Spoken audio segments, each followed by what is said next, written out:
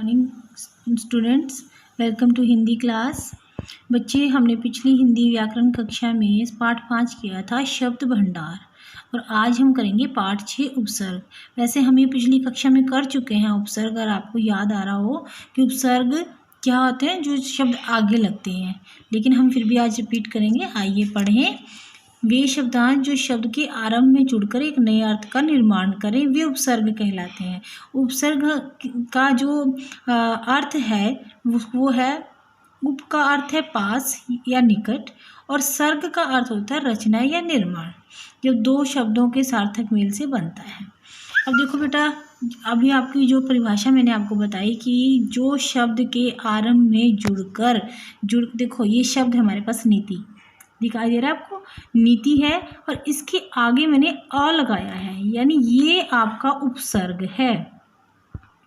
और हमारे पास बेटे ये उपसर्ग जो होते हैं इनके अर्थ होते हैं, इनको हमें याद करना होता है, ध्यान रखना होता है।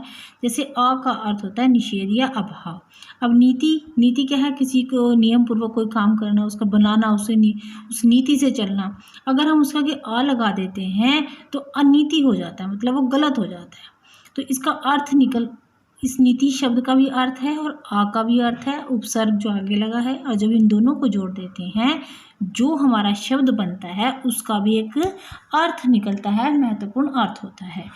जो शब्दों के आगे लगकर उनके अर्थ में परिवर्तन ला दें उसे हम उपसर्ग कहते हैं। अब देखो यहाँ पे जान के आगे अन लगाया, अनजान, योग प्रयोग, राज स्वराज, पुत्र सुपुत्र, चाल कुचाल, नाम बदनाम, कार अधिकार। तो इसी तरह आपकी परिभाषा क्या होगी, वे शब्दांश जो शब्द के आगे जुड़कर उस शब्द के अर्थ में परिवर्तन ला दें उसे हम उपसर्ग कहते हैं। और उपसर्ग के बेटा उसने आपको 4 भेद बताए हैं, संस्कृत उपसर्ग, हिंदी उपसर्ग, उर्दू के उपसर्ग, उपसर्ग की भांति प्रयुक्त होने वाले अव्यय।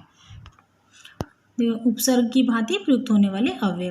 अब बेटा जो संस्कृत के उपसर्ग है ना, देखो यहाँ पर दिए हैं आपको, मैं आपको दूंगी याद करने के लिए। अ, आ, अब, अभी, अनु, अप, उद, इनके अर्थ हैं, देखो सामने दिए हैं ना आपको अर्थ, यानी कि इनको अगर हम शब्द के आगे लगाएंगे तो दोनों को मिलने के बाद शब्द का भी एक महत्वपूर्ण अर्थ निकलना चाहिए।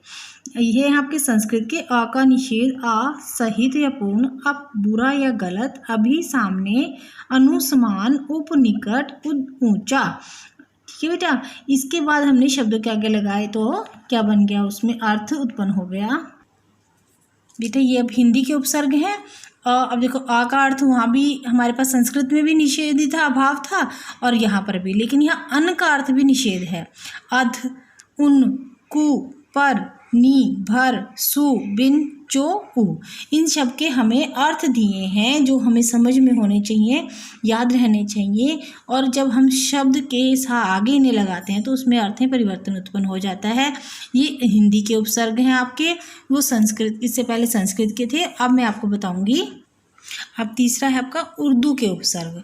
उर्दू के जो शब्द होते हैं ना उनका क्या अर्थ होता है, एक जो आगे दिया है, जैसे ब का अर्थ होता है साथ, बदौलत, साथ, बा का मतलब हो गया ना साथ, दौलत का मतलब तो वैसे तो धन होता है, लेकिन जब हमने बा लगा दिया तो बदौलत मतलब आपकी वजह से मेरे पास ये दौलत है, बदौलत आपकी वजह से ये काम हुआ, बदौलत। बतौर, बखूबी, बनाम, बा का मतलब है साथ, बा इज्जत। अब देखो ना, बा का अर्थ उसने साथ उठाया है, ये उर्दू के शब्द का अर्थ है, और हमने इज्जत के आगे जब इसे लगाया बा, तो इज्जत तो मान सम्मान आपको पता होता है, तो जब हमने बा को लगाया तो बा इज्जत, यानी इज्जत के साथ आपको बुलाया जा रहा है या कहा जाता है, बा इज्जत आइए, बा इज्जत ये काम कीजिए, बाकायदा ये काम हो जाना चाहिए, अगर ये गलत हुआ तो फिर आपको दंड मिलेगा।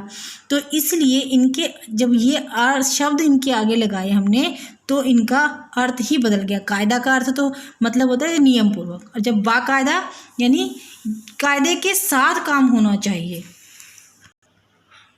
चौथा है बेटा उपसर्ग की भांति प्रयुक्त होने वाले अव्यय, यानी उपसर्ग और अर्थ। अब यहाँ भी उसने देखो अंतर का अर्थ है भीतर, अधस का मतलब नीचे, पूरा का मतलब प्राचीन, पुनः, फिर, बाहिर, बाहर।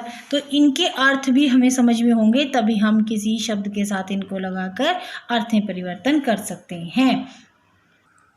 आओ बेटा एक बार दोहरा लें इस पाठ को। सीधी सी बात है, उपसर्ग आपको समझ में आ जाना चाहिए। उपसर्ग जो है उप और सर्ग दो शब्दों के सार्थक मेल से बना होता है, और जो शब्द के आगे लगाए जाते हैं और फिर उसमें अर्थ में परिवर्तन आ जाता है तो वो आपके उपसर्ग हैं। उपसर्ग के 4 भेद हैं: संस्कृत के उपसर्ग, हिंदी के उपसर्ग, उर्दू के उपसर्ग तथा उपसर्ग की भांति प्रयुक्त होने वाले उपसर्ग।